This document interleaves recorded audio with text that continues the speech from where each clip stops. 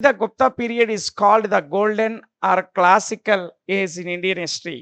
భారతదేశ చరిత్రలో గుప్తుల యొక్క కాలాన్ని ఒక స్వర్ణయుగం అనడానికి, golden age are classical age అనడానికి కారణం ఏంటి అని అడిగాడు. చాలా కారణాలున్నాయి. అవేంటో ఒకసారి చూద్దాం.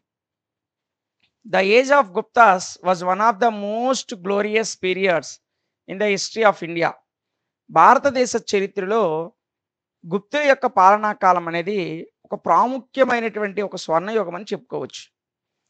It was regarded as the golden age in the history of ancient India. ప్రాచీన భారతదేశంలో గుప్తుల కాలం అనేది ఒక గోల్డెన్ ఏజ్గా చెప్పుకుంటారు. Scholars compared it to the Periclean age in the history of ancient Greece and Elizabethan age in the history of England. ఇంగ్లాండ్లో Elizabeth పరిపాలించిన కాలము, అదేవిధంగా గ్రీస్లో పెరిక్లైన్ పరిపాలించినటువంటి కాలం. ఈ ఈ ఈ యొక్క వంశాలు ఏవైతే ఉన్నాయో, ఆయా వ్యక్తులు ఎవరైతే ఉన్నారో వారు ఆ దేశాల్లో ఒక స్వర్ణయుగమైనటువంటి పాలన అందించారు. అలాంటి పాలనే ప్రాచీన భారతదేశంలో గుప్తుల కాలంలో భారతదేశంలో అలాంటి పరిపాలన ఉంది అని అనేక మంది స్కాలర్స్ వీళ్ళతో పోలిస్తారు గుప్తుల యొక్క పాలనని. ఓకేనా. నెక్స్ట్, డ్యూరింగ్ దిస్ పీరియడ్, ఈ గుప్తుల కాలంలో India made a great progress in almost all aspects of human life, whether social, political or cultural, as was never made before. అంటే గుప్తులకు ముందు ఎప్పుడూ కూడా అన్ని రంగాల్లో అంత గొప్ప అభివృద్ధి అనేది చూడలేదు. అంటే గుప్తులకు ముందు మౌర్యులు పరిపాలించారు. అంతకుముందు ఆయా జనపదాల్లో చిన్న చిన్న రాజులు పరిపాలించేవారు. అంతకుముందు ఎవరు కూడా ఇంత సువిశాలమైనటువంటి సామ్రాజ్యాన్ని అంత సమానమైనటువంటి అభివృద్ధితో అన్ని రంగాల్లో సోషల్‌గా, పొలిటికల్‌గా, కల్చరల్‌గా ఒక హ్యూమన్ లైఫ్‌కి సంబంధించి ఒక గొప్ప పరిపాలన అనేది అందించారు గుప్తులు. అంటే అన్ని విషయాల్లో డెవలప్‌మెంట్ చేసుకుంటూ వచ్చారు. వ్యక్తులకి స్వేచ్ఛ ఇవ్వబడింది. ప్రజలకి అన్ని రకాల అవకాశాలు, సదుపాయాలు, సకల సౌకర్యాలు కల్పించారు. సో, ఇలాంటి ఒక గొప్ప పాలన కాబట్టే గుప్తుల యొక్క పాలనా కాలాన్ని ఒక గోల్డెన్ ఎరా, ఒక గోల్డెన్ ఏజ్ అని పిలుస్తాం. ఓకేనా. ఇంకా చూడండి. It was an age when a large part of India was brought under a single authority. ఈ గుప్తుల కాలంలోనే భారతదేశంలో అతి పెద్ద భూభాగం, అంటే ఆల్మోస్ట్ ఆల్ మొత్తం ఇండియా మొత్తం కూడా ఒకే అథారిటీ కింద, అంటే కేవలం ఒకే చక్రవర్తి యొక్క అధికారం కిందకు వచ్చింది. అంటే చంద్రగుప్తుడు కానీ, సముద్రగుప్తుడు కానీ, రెండో చంద్రగుప్తుడు కానీ వాళ్ళ పరిపాలనలో యావత్ భారతదేశం మొత్తము ఒకే పాలన కిందకు వచ్చింది. ఓకేనా. Next, there was a complete peace and prosperity in the country. దేశం మొత్తం మీద కంప్లీట్ పీస్, ఏ విధమైనటువంటి అశాంతికి తోవ లేకుండా మొత్తము ప్రజలందరూ కూడా చాలా శాంతితో, చాలా రకాల సౌకర్యాలతో, ప్రాస్పరిటీతో బ్రతికేవారు. Science, religion, arts, letters and all the other finer aspects of civilization made a tremendous progress during this period. ఈ గుప్తుల కాలంలోనే సైన్స్‌లో గానీ, రిలీజియన్ మతంలో గానీ, ఆర్ట్స్ కళల్లో గానీ, అదేవిధంగా లెటర్స్ అంటే వివిధ రకాల సాహిత్య అంశాల్లో గానీ, and all the finer aspects of civilisation, అంటే ప్రజలకు సంబంధించిన అన్ని వృత్తుల్లోనూ, అన్ని విభాగాల్లో కూడా ఒక అత్యున్నతమైనటువంటి అభివృద్ధి ఈ గుప్తుల కాలంలోనే చూసాం. Next, hence this age has been deservedly called the golden age or the classical age in the history of ancient India. So, ఇలాంటి సుభిక్షమైనటువంటి పరిపాలన, అన్ని రంగాల్లో ఒకే రకమైనటువంటి అభివృద్ధి, అన్ని రకాల ప్రజలకి సమాన అవకాశాలు కల్పించడం, ఈ అన్ని విషయాల్ని దృష్టిలో పెట్టుకోవడం వల్ల ఈ కాలాన్నే గుప్తుల కాలంలో, అంటే ఆ పరిపాలనా కాలం ఏదైతే ఉందో దాన్ని ఇండియన్ ఏన్షియంట్ హిస్టరీలో, అంటే ప్రాచీన భారతదేశ చరిత్రలో ఒక గోల్డెన్ ఏజ్‌గా చెప్పుకుంటారు. ఏమని చెప్తారండి? ఒక గోల్డెన్ ఏజ్‌గా చెప్తారు. ఓకేనా. Next, the chief achievements of the Gupta period. అయితే గుప్తుల పరిపాలనా కాలంలో ప్రవేశపెట్టినటువంటి ఒక అతి ముఖ్యమైనటువంటి అచీవ్‌మెంట్స్ ఏంటి? వారు సాధించిన అచీవ్‌మెంట్స్ అవ్వచ్చు, లేదా వారు ప్రవేశపెట్టిన మెయిన్ ఈవెంట్స్ కావచ్చు. అవేంటో ఒకసారి చూద్దాం. Enabled her to entitle the name golden age were. So, దానికి గుప్తుల పాలనకి గోల్డెన్ ఏజ్ అని పేరు రావడానికి గల కారణాల్లో చాలా ముఖ్యమైన అంశాలు ఉన్నాయి. ఫస్ట్ వన్ వచ్చేసి పొలిటికల్ యూనిటీ అండ్ నేషనలిజం. ముందు రాజకీయ పరంగా దేశం మొత్తం కూడా యూనిఫికేషన్ జరిగింది. అంటే ఐక్యతతో అన్ని భూభాగాలను కూడా ఏకం చేశారు. నేషనలిజం జాతీయవాదము, జాతీయ భావము అనేటువంటి భావాన్ని ప్రజల్లో తీసుకొచ్చారు. అంటే మనమందరము కూడా ఒకే పరిపాలనలో ఉన్నామనే భావాన్ని ప్రజల్లో తీసుకొచ్చారు. అదొకటి. నెక్స్ట్ బినేవలెంట్ అడ్మినిస్ట్రేషన్, ఒక సుభిక్షమైనటువంటి పరిపాలన. అదేవిధంగా పీస్ అండ్ ప్రాస్పెరిటీ, ప్రజలందరికీ కూడా సమాధానము, శాంతి సమాధానాలతో ఒక గొప్ప పీస్, అదేవిధంగా ప్రాస్పెరిటీ, సంపదను కూడా వాళ్ళకి అందించారు. Next growth of trade and commerce, వ్యాపార వాణిజ్యాల్లో అభివృద్ధి. అదేవిధంగా రిలీజియస్, మత ప్రాతిపదికన రిలీజియస్తో పాటు toleration and revival of Hinduism, Hinduism యొక్క అభివృద్ధి. రివైవల్ అంటే హిందూయిజంలో అంటే హిందూ మతంలోని పునఃసంస్కరణ తీసుకొచ్చారు. టెర్మెండస్ లిటరరీ యాక్టివిటీస్, అంటే సాహిత్యపరంగా అనేక రకాల అభివృద్ధి. ఎందుకంటే గుప్తుల కాలంలోనే నవరత్నాలు అనేటువంటి గొప్ప జెమ్స్, ఒక 9 జెమ్స్ ఉన్నారు. అందులో కాళిదాస్ లాంటి గొప్ప రచయితలు కూడా ఉన్నారు. సో లిటరరీగా అంటే సాహిత్యపరంగా కూడా అభివృద్ధి చూసాం.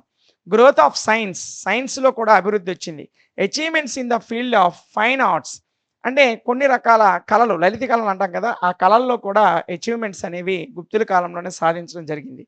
అండ్ మెటలార్జీ, అదేవిధంగా కల్చరల్ ఎక్స్పాన్షన్, సంస్కృతి సాంప్రదాయాలు విస్తారంగా దేశమంతగా విస్తృతంగా అభివృద్ధి చెందడం జరిగింది. ఇలాంటి ఈ 11 కారణాల వల్ల గుప్తుల కాలంలో వారి యొక్క పరిపాలనా విధానాలు కానీ, వారు ప్రవేశపెట్టిన అనేక సంస్కరణలు కానీ, ఇవన్నీ కూడా గుప్తుల పరిపాలనా కాలాన్ని, గుప్తుల యొక్క పీరియడ్ ఏదైతే ఉందో ఆ పీరియడ్ని గోల్డెన్ ఏజ్ లేదా క్లాసికల్ ఏజ్గా పిలవడానికి ప్రధానమైనటువంటి కారణాలుగా మనం చెప్తాం.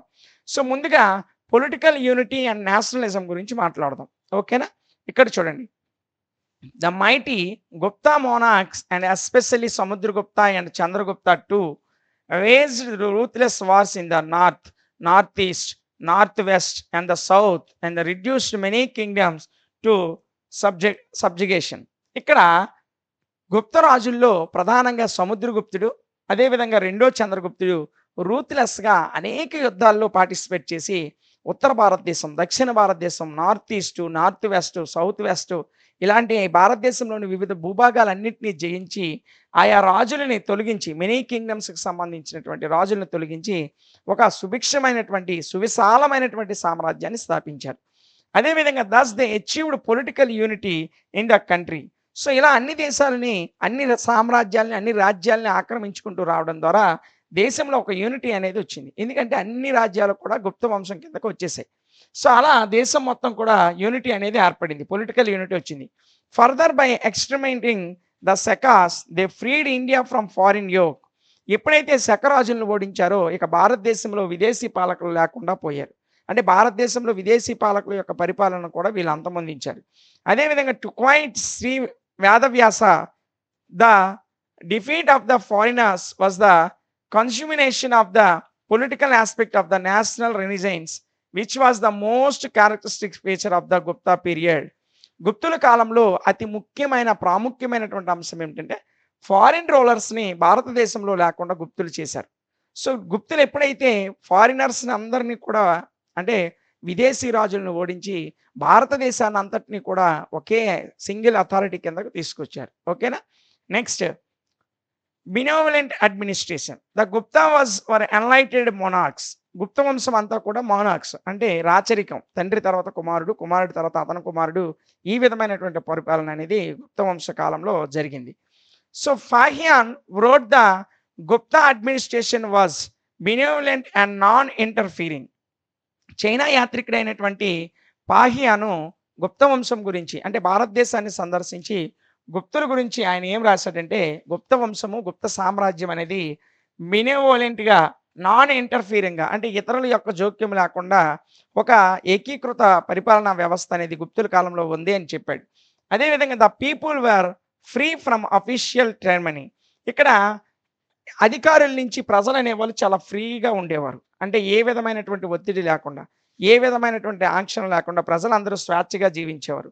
The government took special care for the construction of works of public utility.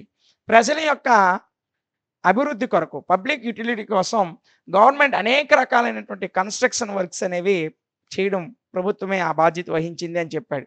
ఇంకా hospitals with free medical aid were provided for the service of the poor patients. చాలా అంటే పేదలైనటువంటి పేషెంట్స్కి ఫ్రీగా మెడికల్ సపోర్ట్ అందించడం కొరకు హాస్పిటల్స్‌ని కూడా గుప్తులు నిర్మించారు.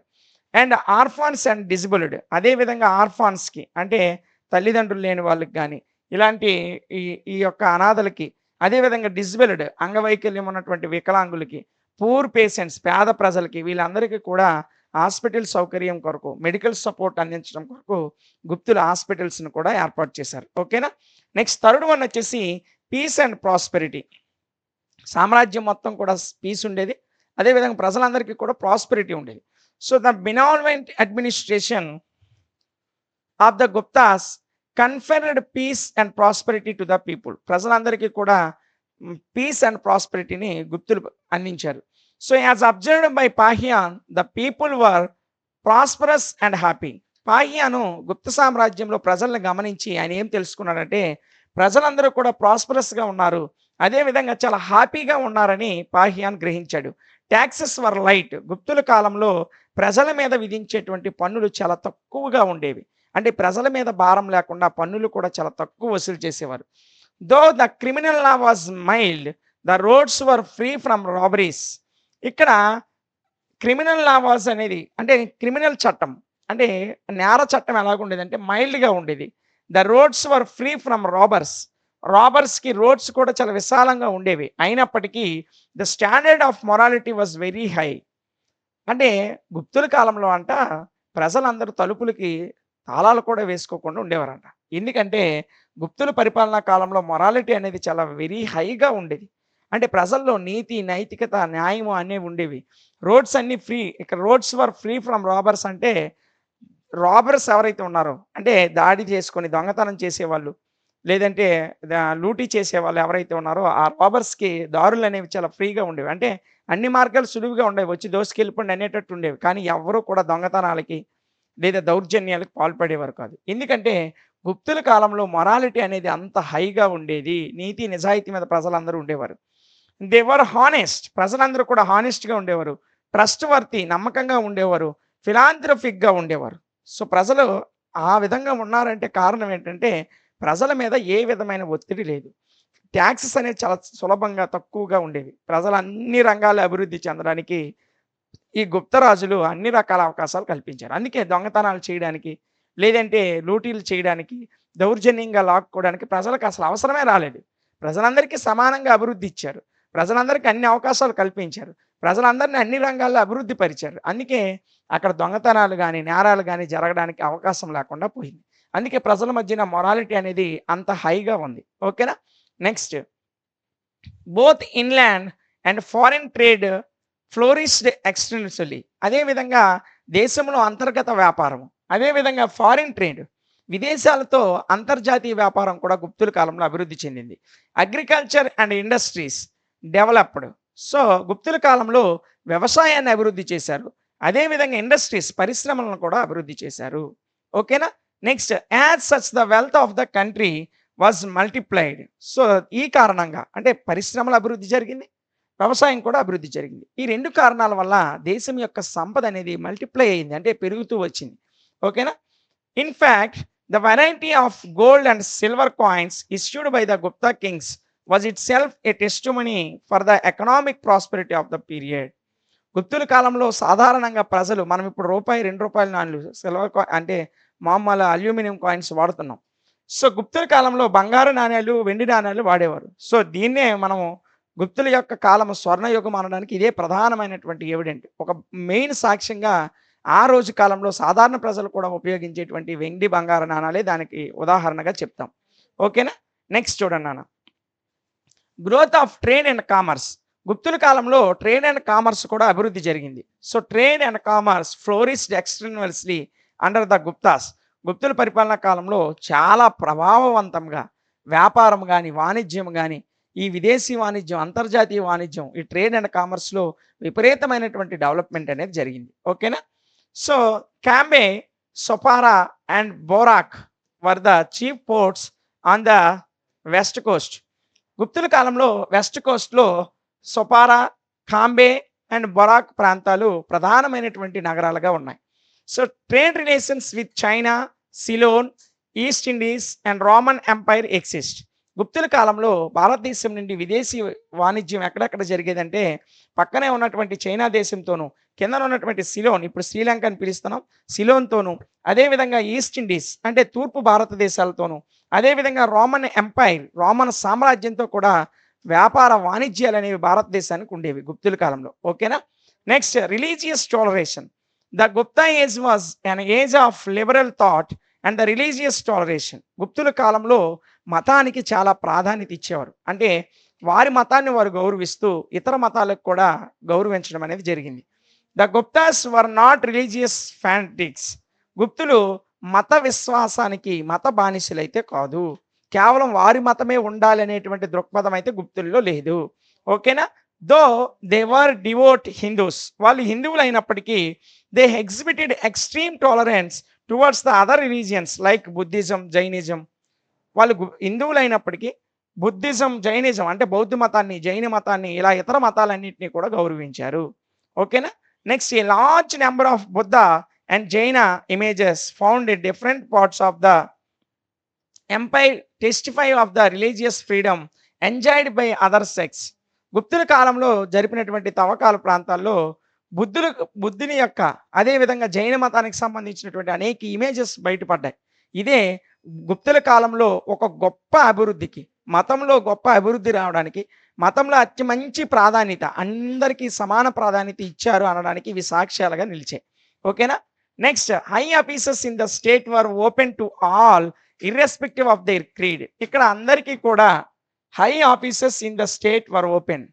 పెద్ద పెద్ద ఆఫీసర్స్ కూడా, పెద్ద పెద్ద సంస్థలు కూడా ప్రజలందరికీ అందుబాటులో ఉండేవి.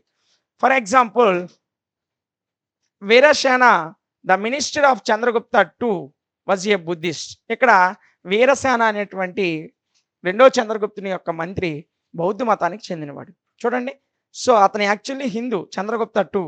మరి హిందువుల్ని అతని దగ్గర మినిస్టర్లుగా పెట్టుకోవాలి కదా.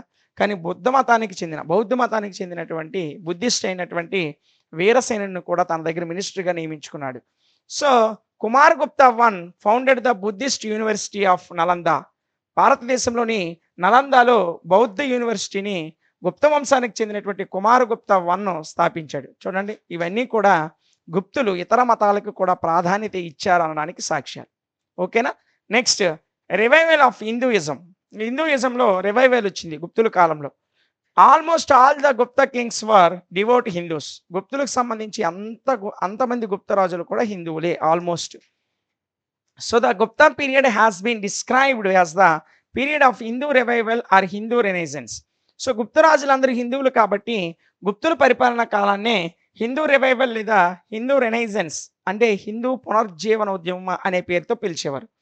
So it does not mean that Hinduism gone out of existence and the Guptas revived it. దీని అర్థం ఏంటంటే హిందూ మతాన్ని గుప్తులు అధికార మతంగా చేసి హిందూ మతానికే ప్రాధాన్యత ఇచ్చారనే అర్థం కాదు. హిందూ మతానికి చెందినటువంటి గుప్తులు పరిపాలించారు కాబట్టి హిందూయిజంలో రివైవల్ వచ్చింది, అంతేగాని మిగతా మతాల మీద డామినెన్స్ హిందూ మతం చేసింది అని దీని అర్థం కాదు. అన్ని మతాలకు సమాన ప్రాధాన్యత ఇచ్చారు గుప్తులు. ఓకేనా?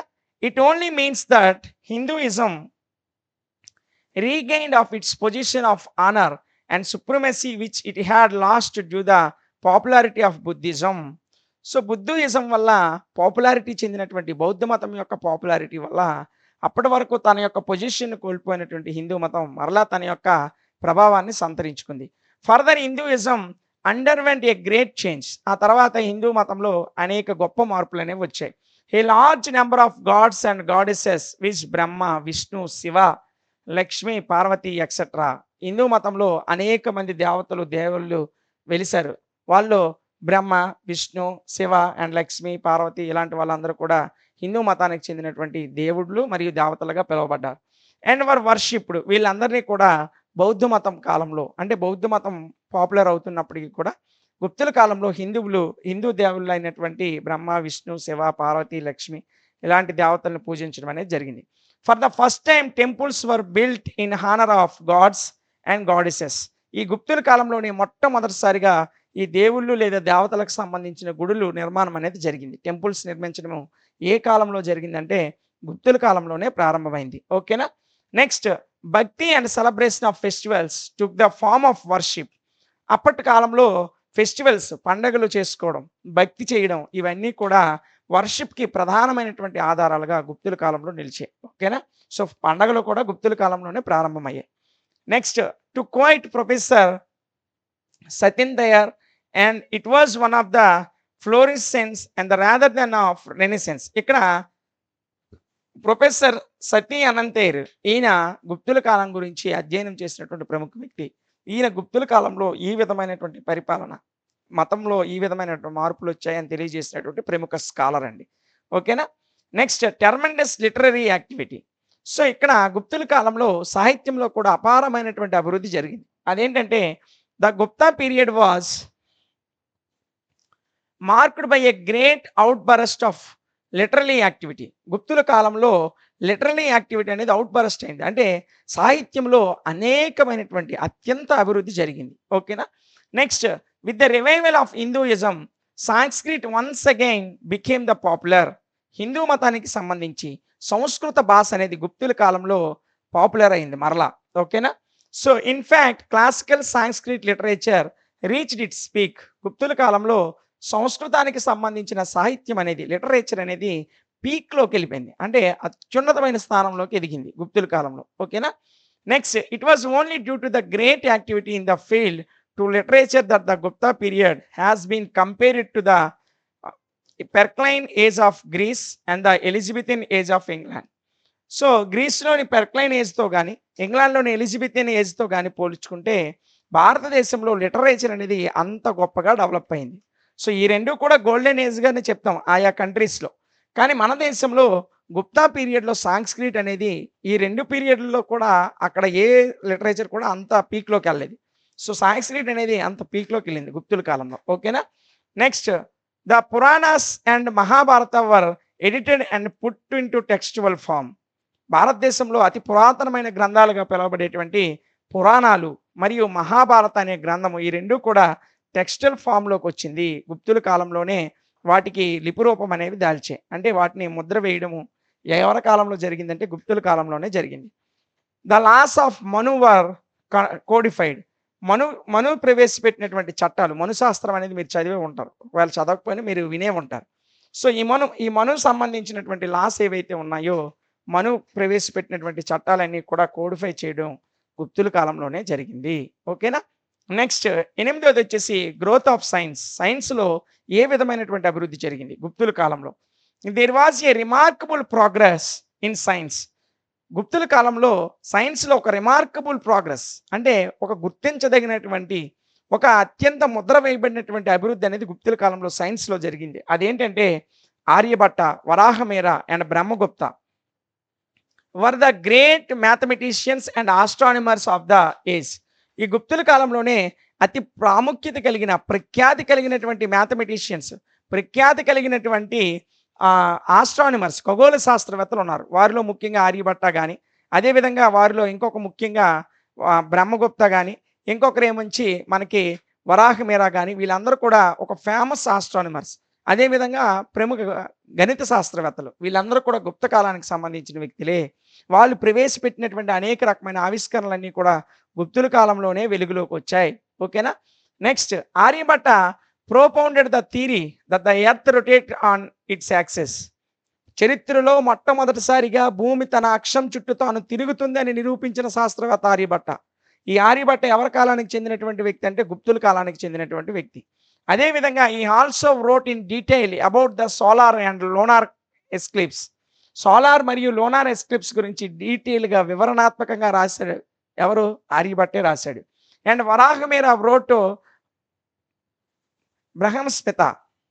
ఇక్కడ బ్రహ్మస్ఫుట అనేది ఇక్కడ చిన్నది మీకు టెక్స్ట్ బుక్‌లో తప్పిచ్చాడు. ఈ ఈ బ్రహ్మస్ఫుట అనేటువంటి గ్రంథాన్ని రాసి ఇక్కడ ముఖ్యంగా బ్రహ్మ సంహిత, తెలుగులో దీన్ని బ్రహ్మ సంహిత అని పిలుస్తారండి. ఈ గ్రంథాన్ని రాసింది ఎవరంటే వరాహమిహిరుడు రాశాడు. ఈ గ్రంథం ఏం చెప్తుందంటే ఏ వెరైటబుల్ ఎన్సైక్లోపీడియా ఆఫ్ ఇన్సెంట్ ఇండియన్ లెర్నింగ్. భారతదేశ ప్రాచీన అధ్యయనాలు ఖగోళ శాస్త్రానికి సంబంధించి బ్రహ్మస్మిత అనేటువంటి ఈ బ్రహ్మ సంహిత అనేటువంటి ఈ గ్రంథము ఖగోళ శాస్త్రానికి సంబంధించిన అనేక విషయాలను వెలుగులోకి తీసుకొచ్చింది. అదేవిధంగా Brahmagupta was a great physician. ఒక గొప్ప భౌతిక శాస్త్రవేత్త. ఎవరు? బ్రహ్మగుప్తుడు. The Ashtanga Sangraha of Vagbhata was a treatise on Indian medicine. భారతదేశ వైద్య చరిత్రలో ఒక అద్భుతమైనటువంటి గ్రంథము అష్టాంగ సంగ్రహ. ఇది వాఘభట్ట అనేటువంటి భారతీయ ఫిజిషియన్ వెలుగులోకి తీసుకొచ్చాడు. ఇంతకు ముందే గుప్తుల కాలానికి ముందే ఇదే గుప్తుల కాలంలో చరకుడు చరక సంహిత, సుశ్రుతుడు సుశ్రుతి సంహిత. ప్రపంచ చరిత్రలో ప్లాస్టిక్ సర్జరీ చేసినటువంటి మొట్టమొదటి వ్యక్తి భారతీయుడే సుశ్రుతుడు. ముక్కులకి విరిగిపోతే ఆ ముక్కులకు సంబంధించిన శస్త్రచికిత్స భారతదేశంలోనే మొట్టమొదటి ప్లాస్టిక్ సర్జరీ జరిగింది. సో అలాంటి అపూర్వమైనటువంటి గ్రంథాలన్నీ కూడా మనము గుప్తుల కాలంలోనే చూస్తాం. సో ఈ అన్ని కారణాల వల్ల గుప్తుల యొక్క పరిపాలనా కాలాన్ని the golden era or classical era of the period of Indian history అని పిలుస్తాం. భారతదేశ చరిత్రలో ఒక స్వర్ణయుగమైనటువంటి పరిపాలనగా మనం గుప్తుల యొక్క పరిపాలనా కాలాన్ని చెప్పుకుంటాం. ఇక ఇందులో 9వ విషయం చూసినట్లయితే achievements in the field of fine arts. అంటే కొన్ని కళల్లో గుప్తుల కాలంలో ఏ విధమైనటువంటి అభివృద్ధి జరిగింది ఒకసారి చూద్దాం. As said by V S Smith. V S Smith అనేటువంటి స్కాలర్ ఏం చెప్పాడంటే 3 closely allied arts of architecture and sculpture and painting attained extraordinary high point. గుప్తుల కాలంలో ఆర్కిటెక్చర్ కానీ, అదేవిధంగా స్కల్ప్చర్ కానీ, అదేవిధంగా పెయింటింగ్, ఈ 3 అంశాలు కూడా హై పాయింట్కి ఎదిగాయి. అంటే ఉన్నతమైనటువంటి స్థానాన్ని పొందాయి. ఆ మూడిట్లో వచ్చినటువంటి అభివృద్ధి గుప్తుల కాలంలో వచ్చినంత అభివృద్ధి ఇంకెక్కడా రాలేదు. సో ఈ ఈ అచీవ్మెంట్ అనేది గుప్తుల కాలంలోనే జరిగింది. The fine arts were native and creative in character. ఈ ఈ యొక్క కళల్లోని అభివృద్ధి నేటివ్గా అంటే సొంతంగా భారతదేశంలోని కొన్ని రకాలైనటువంటి కళలకి, కొన్ని రకాలైనటువంటి ఆ సంస్కృతికి అద్దం పట్టాయి.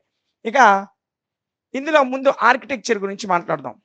The Dashavatara temple at Deogarh and the Vishnu temple at టిగ్వా.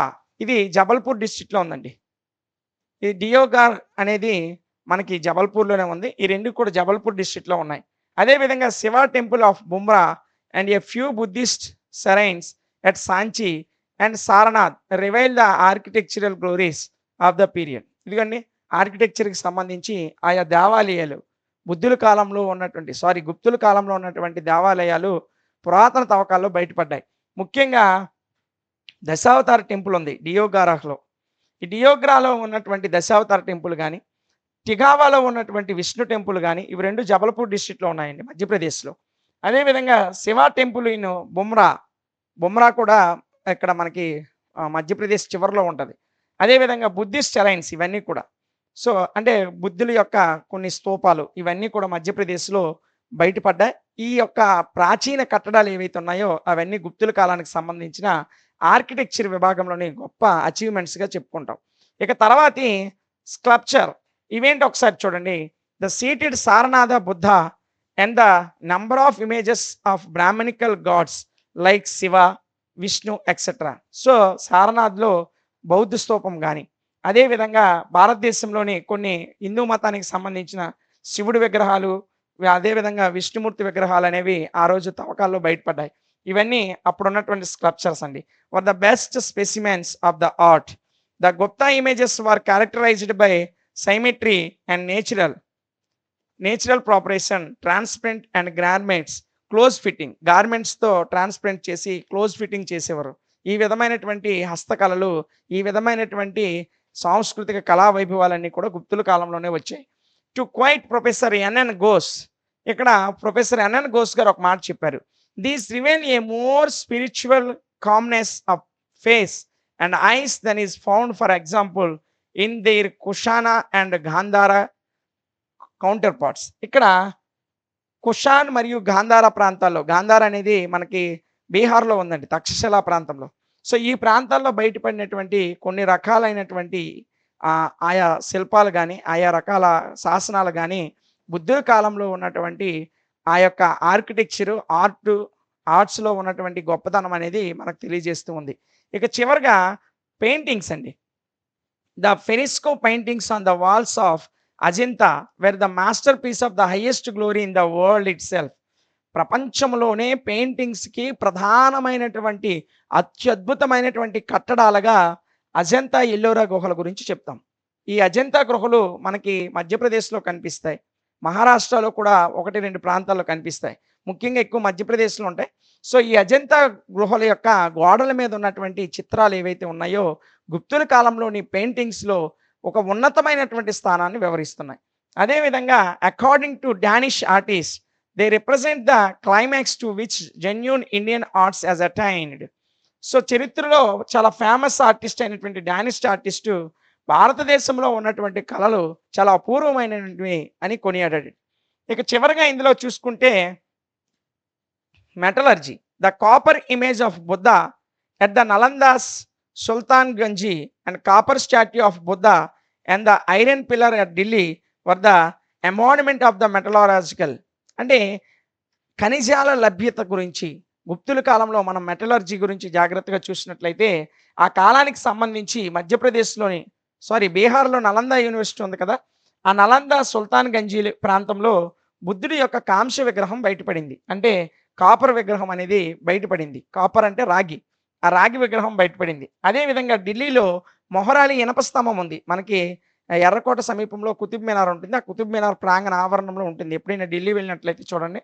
అది ఇప్పటికీ కూడా 1600 సంవత్సరంలో వచ్చినటువంటి, అంటే కొన్ని కొన్ని వేల సంవత్సరాల కిందట గుప్తులు ఎప్పుడు పరిపాలించారండి? 335లో పరిపాలించారు. ఇప్పుడు ఇది 2000. అంటే దాదాపు 1600 సంవత్సరాల కిందట ఉన్నటువంటి ఆ ఇనప స్తంభము ఈ రోజుకి కూడా తుప్పుపట్ల. అది గుప్తుల కాలంలో మెటలాజికల్‌గా వచ్చినటువంటి డెవలప్‌మెంట్. ఓకేనా? నెక్స్ట్ ఇక చివరగా మనం చూసుకున్నట్లయితే in spite of its exposure of the sun and rain for centuries the iron pillar at Delhi has not yet rusted. కొన్ని వందల సంవత్సరాలు బట్టి వర్షానికి, ఎండకి ఎండి వర్షానికి తడిసినప్పటికి కూడా ఈ రోజుకి కూడా అది రస్ట్ అవ్వలే. ఈ రోజుకి కూడా ఆ ఆ యొక్క స్తంభం అనేది తుప్పు పట్టలేదు. ఇది గుప్తుల కాలం యొక్క ఆ యొక్క మెటలర్జీకి ఒక ఉదాహరణగా చెప్పుకుంటాం. So, similarly the Gupta coins display the highest artistic excellence. గుప్తుల కాలంలో ప్రవేశపెట్టినటువంటి నాణేలకు కూడా చాలా ప్రాధాన్యతమైనటువంటి ఒక చరిత్రలో ఒక గొప్ప విశేషమైనటువంటి గౌరవం ఉంది. అంటే ఆ కాలంలో ముద్రించినటువంటి నాణాలు విశేషమైనటువంటి ప్రతిభ కలిగి, విశేషమైనటువంటి గొప్ప ఆదరణ కలిగినటువంటి నాణాలుగా చెప్పుకుంటాం.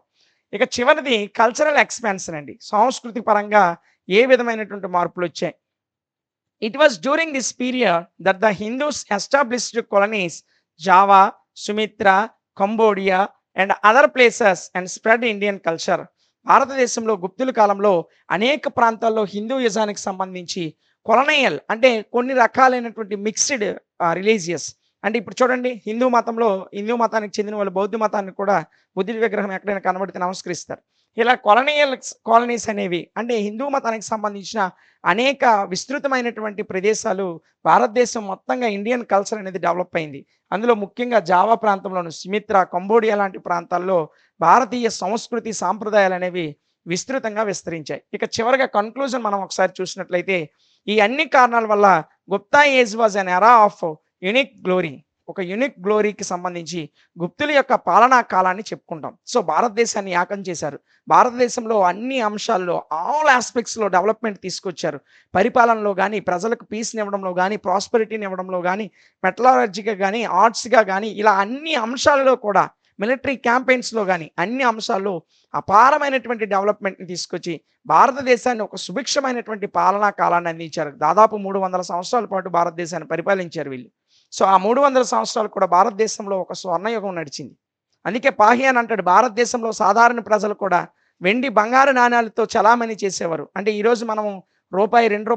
5 నాణేలు ఏ విధంగా ఉపయోగిస్తున్నామో, గుప్తులు భారతదేశాన్ని పరిపాలించినప్పుడు సాధారణ పేద ప్రజల దగ్గర కూడా బంగారు, వెండి నాణేలు ఉండేవని పాహియన్ చెప్పాడు తన రచనల్లో. ఓకేనా? ఇంకెక్కడ మనం చూసుకున్నట్లయితే it was an age of all round creative activity in every spear of human life, in arts, letters, science etcetera. అన్ని రంగాల్లో, కళల్లో గాని, సైన్స్‌లో గాని, లెటర్స్‌లో గాని, అన్ని రకాల రంగాల్లో కూడా అభివృద్ధి ఉంది గుప్తుల కాలంలో.